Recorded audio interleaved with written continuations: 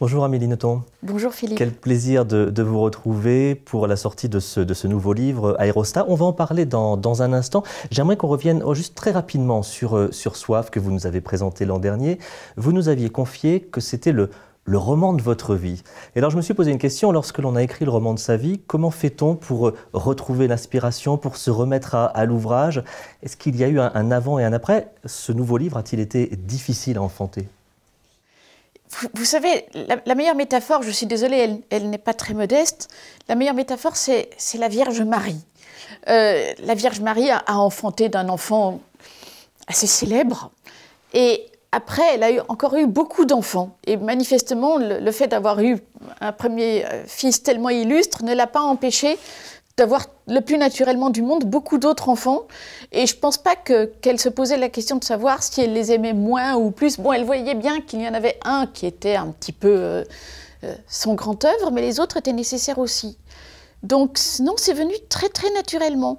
On n'habite pas toujours au même étage de soi-même. Bon, évidemment, un livre sur Jésus écrit à la première personne du singulier, bon, c'est ce que je pouvais faire de plus grand, mais il faut de tout pour faire un monde, donc j'avais aussi besoin de parler d'autre chose après. C'est venu d'autant plus naturellement que j'avais épongé ce besoin très important. Je vous remercie pour la transition, puisque dans Soif, vous évoquiez le Christ, là vous parlez de la Vierge Marie, et l'héroïne de votre nouveau roman s'appelle Ange, donc tout va bien.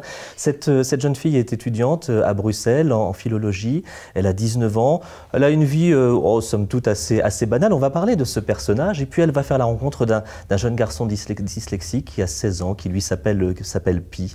D'où vient-elle cette histoire, cette drôle de rencontre entre ces deux personnages qui, a priori, n'avaient rien pour se rencontrer? Pourquoi cette rencontre entre Ange et Pi? Je pense que ces deux très jeunes gens sont chacun à leur manière très emprisonnés. Ça se voit beaucoup plus dans le cas de Pi, qui est un adolescent à problème qui vit avec des parents impossibles, caractériels, fous. Et qui en plus a eu une jeunesse complètement abstraite dans des paradis fiscaux. On comprend que Pi souffre de gros problèmes. Ange semble une jeune femme plus normale et mieux dans sa peau, mais finalement, au fur et à mesure qu'on entre dans le livre, on se rend compte que son problème à elle, c'est qu'elle a beaucoup de mal à être jeune, elle est terriblement sérieuse. Et là, inutile de garder le suspense plus longtemps, c'est très clair, Ange, c'est moi à 19 ans. Vous m'auriez rencontrée à 19 ans, j'étais terriblement sérieuse. La jeunesse, chez moi, c'est venu plus tard. Ce qui veut dire que vous n'êtes plus sérieuse du tout?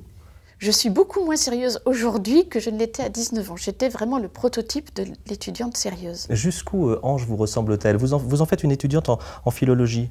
J'étais également une étudiante en philologie à Bruxelles. Moi aussi, je passais mes nuits seule dans des salles de cinéma improbables. J'avais aussi beaucoup de mal à me faire des amis. Elle a beaucoup de points communs avec moi. Et je me souviens aussi qu'à l'époque, je voulais, comme n'importe quelle jeune fille, je voulais plaire et je ne plaisais pas. Et j'avais remarqué que les seuls hommes auxquels je plaisais étaient soit beaucoup plus âgés que moi, soit beaucoup plus jeunes que moi. Et je me voyais vraiment comme un cas désespéré. Vous écrivez « Je retournais dans ma chambre, mieux qu'une solution de repli, celle-ci était le lieu de tous les possibles. Elle donnait sur un tournant du boulevard. J'entendais les trams négocier leur virage dans un crissement qui me séduisait. Couché sur le lit, j'imaginais que j'étais un tramway, moins pour me nommer désir que pour ignorer ma destination. J'aimais ne pas savoir où j'allais. » Est-ce une phrase que vous pourriez encore dire de vous aujourd'hui? C'est tout à fait vrai. C'était le cas quand j'avais 19 ans, c'est tout à fait le cas aujourd'hui. Je suis toujours sidérée par les gens qui ont besoin de savoir où ils seront dans 2 ans, dans 3 ans, dans 4 ans. Alors, je sais que c'est facile à dire dans mon cas. Les gens se disent « Mais Amélie Nothomb, on sait très bien où vous serez dans 2 ans. Vous serez avec Philippe Chauveau, vous présenterez votre roman à la nouvelle rentrée d'Albin Michel. » Mais croyez-moi, je n'en sais rien. Et j'aime ne pas en être sûre. J'aime penser qu'à tout instant, cela peut changer. Nous avons parlé d'Ange, nous avons parlé de Pi, puis il y a d'autres personnages qui grouillent autour. Il y a les parents de Pi sur lesquels on va revenir, oui, qui sont des personnages tout à fait étonnants. J'aimerais qu'on parle aussi de la propriétaire, la locataire, la colocataire d'Ange, c'est Donate. Alors elle aussi, elle est très rigoureuse, elle est maniaque au possible. Pourquoi ce personnage? Plus exactement, c'est un personnage perpétuellement mécontent. J'ai mis un certain temps à comprendre qu'il existait des personnages perpétuellement mécontents. Et ce sont des gens très culpabilisants, surtout pour quelqu'un comme moi qui a déjà à la base un énorme complexe de culpabilité. Mais je me souviens que quand j'étais très jeune, et à vrai dire encore aujourd'hui, chaque fois que je rencontrais des personnages de ce genre, j'étais prise parce que je me disais, mais cette personne souffre, je dois faire quelque chose. Si je deviens vraiment parfaite, je parviendrai peut-être à la sauver. Et évidemment, c'était des désastres et je ne faisais que porter de plus en plus de culpabilité sans rendre le moins du monde la personne moins insatisfaite. Il m'a fallu un certain temps pour comprendre qu'il y a des gens dont simplement le but sur Terre est d'être mécontent. Ange vit donc en colocation avec Donate. Elle a cette vie, ce quotidien qui est un peu sans éclat, mais elle ne semble pas malheureuse de son sort, la petite Ange. Elle parle un petit peu de sa famille qui habite assez loin de Bruxelles, ce qui veut dire qu'elle ne leur rend pas visite très souvent. Elle n'a pas beaucoup d'amis à la faculté, hein, là où elle suit ses études de philologie. Oui. Elle avance dans la vie en essayant de trouver des amoureux. Là aussi, ce n'est pas forcément facile. Oui. Et puis elle répond donc à cette petite annonce pour donner des cours à ce jeune garçon dyslexique. Et c'est là que l'histoire commence véritablement. Parlons peut-être des parents quand même, parce que Pi, ok, il a ce problème de dyslexie, mais il a surtout un gros problème d'affection avec ses parents, Grégoire et Carole Rousser. Lui, elle travaille dans la finance. Oui. Et puis elle est collectionneuse. Elle est assez surprenante. collectionneuse d'objets inexistants, donc c'est assez spécial. Mais c'est surtout le père qui est un individu louche. Bon, il est attachant à sa manière, parce qu'on sent qu'il aime son fils, mais qu'il est totalement incapable de communiquer avec lui. Donc c'est la guerre ouverte alors qu'il se passionne pour cet adolescent. En quoi on le comprend? Parce que Pi est vraiment un personnage hors norme, il est très intelligent, mais en même temps parfaitement impossible à approcher, tellement insolent, tellement reclus sur des espèces d'idées comme quoi seuls les chiffres et les armes sont importantes. Bon, alors le père s'y prend très mal. Tout ce qu'il trouve pour apprendre à connaître son fils, c'est de l'épier au travers d'une glace sans teint. Donc il use de procédés infects pour entrer dans l'intimité de son fils. Et ce qui est terriblement pervers, c'est que Ange, donc la jeune femme, est au courant de cela. Donc elle a l'impression d'entrer dans une machination. Et elle qui est venue pour aider Pi, a l'impression qu'elle sert à la manipuler et à l'enfoncer. Et en même temps, c'est elle qui va lui apporter tout de même le salut, la libération, sous forme du meilleur sésame qu'on ait jamais trouvé dans l'histoire de l'humanité, l'amour de la littérature. Elle va lui communiquer son amour de la littérature. Elle ne doute pas qu'il est très intelligent et qu'il n'y a pas de raison qu'un jeune homme aussi intelligent ne goûte pas les livres.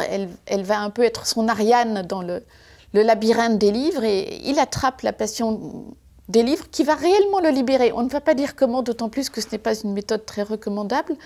Mais enfin, ce jeune homme va se libérer. Dans cette relation qu'il y a entre Pi et ses parents, on retrouve une thématique qui vous est chère, celle de la relation entre les parents et les enfants, que ce soit le père, la mère avec le fils ou la fille. Et puis, il y a peut-être aussi une autre façon de grandir lorsqu'on a du mal avec ses parents, ce sont les proches dont on s'entoure. Oui. Et là, il va y avoir cette rencontre donc, entre Pi et Ange. Oui. Ange va apporter la littérature pour faire grandir Pi. Mais finalement, ils apprennent l'un de l'autre, parce qu'au contact de Pi, Ange aussi grandit. Mais oui, finalement, il lui apporte encore plus qu'elle ne lui apporte. Elle lui apporte l'amour de la littérature, ce n'est pas rien. Mais lui, il lui apporte la jeunesse, parce que c'est ce que je disais tout à l'heure. Le problème d'Ange, c'est qu'elle a 19 ans et qu'elle elle n'est même pas jeune, tellement elle est sérieuse, tellement elle vit dans ses bouquins. Et lui, il lui apporte une conception peut-être un peu radicale de la jeunesse, mais qui va certainement faire exploser les critères peut-être un petit peu trop rigides d'Ange. Il y a de belles pages, notamment lorsqu'ils partent tous les deux en balade, en forêt ou à la fête foraine. Il y a aussi le partage de la musique, que ce soit la musique d'aujourd'hui, la musique actuelle, ou que ce soit la musique classique. Chacun fait découvrir à l'autre ses enthousiasmes. Et puis précisons que le roman a pour cadre Bruxelles. Oui. Et là, il y a comme une sorte de déclaration d'amour à cette ville que vous connaissez bien. Bruxelles est la première ville européenne que j'ai connue, c'est ma ville, c'est là que je suis domiciliée. J'ai mis beaucoup de temps à aimer cette ville, mais finalement je l'ai énormément aimée. C'est une ville très belle, qui a beaucoup de mystères, qu'on présente comme très chaleureuse et qui ne l'est pas autant qu'on le dit. Je sais par expérience qu'on peut être extraordinairement seul à Bruxelles, mais je suis arrivée à Bruxelles à 17 ans, les 2 premières années, je n'ai rencontré personne et ce n'était pas faute de vouloir connaître des gens. J'étais jeune, j'allais à l'université, j'avais l'impression que que j'étais invisible tellement j'étais incapable de nouer des contacts. Et pourtant, je sortais seule la nuit dans Bruxelles. Comme ange, j'allais dans des salles de cinéma qui portaient des noms improbables. Et je me suis fait une culture cinématographique étonnante à cette époque-là. J'ai finalement de très bons souvenirs de Bruxelles, bien qu'au départ, la ville m'ait semblé très hostile. La littérature tient donc une grande place, vous nous l'avez dit, dans ce roman. Il y a moult titres et auteurs qui sont cités, que ce soit la comtesse de Ségur, Jules Verne, Hector Malot, on parle de la princesse de Clèves, on parle de l'Iliade et l'Odyssée, entre autres. Comment s'est faite cette sélection d'auteurs et de titres que vous citez? Et sont-ils représentatifs aussi des livres qui vous ont fait avancer, qui vous ont fait grandir dans la vie? Je n'aurais pas pu faire figurer dans ce livre tous ceux qui m'ont fait grandir, mais c'est déjà un bon itinéraire. Déjà, si ne serait-ce que les lecteurs de ce livre pouvaient avoir envie de lire tous les livres auxquels je fais jouer un rôle dans les aérostats, ce serait formidable. Vous citez le titre justement, les aérostats. Pourquoi avoir choisi ce titre? C'est l'autre nom des zeppelins, des dirigeables. J'adore ce genre de véhicules tellement improbables, tellement dangereux. C'est dommage qu'on ne s'en serve plus guère. En même temps, je comprends qu'on ne s'en serve plus. C'est épouvantablement cher, c'est d'un danger abominable. Mais qu'est-ce qu'il y a de plus beau qu'un dirigeable?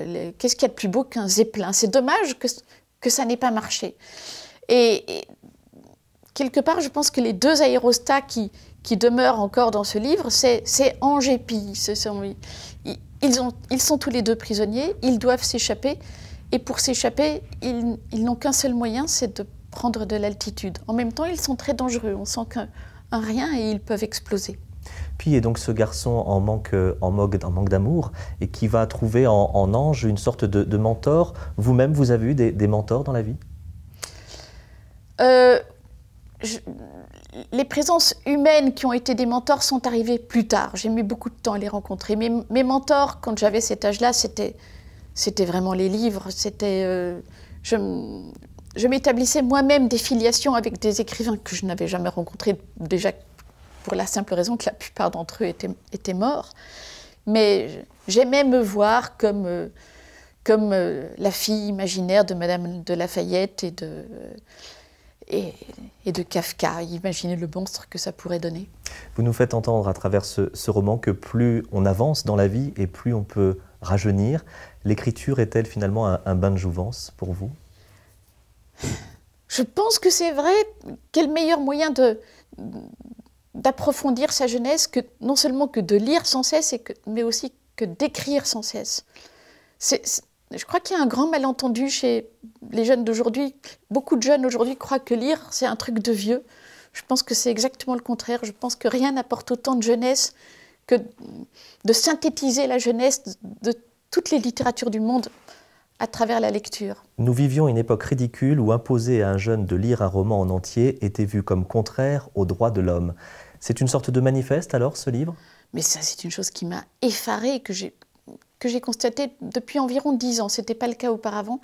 C'est qu'il existe en effet beaucoup de lycées et de collèges où on considère que faire lire un roman en entier à un adolescent, c'est pas possible, qu'il ne peut pas adhérer à ça. Alors que justement, c'est en faisant lire des livres, non seulement un livre, mais des livres en entier à des adolescents qu'ils pourront contracter l'amour de la littérature. C'est votre actualité, Amélie Nothomb. Les aérostats, c'est votre nouveau titre en librairie, donc dès la fin du mois d'août. Merci beaucoup. Merci Philippe.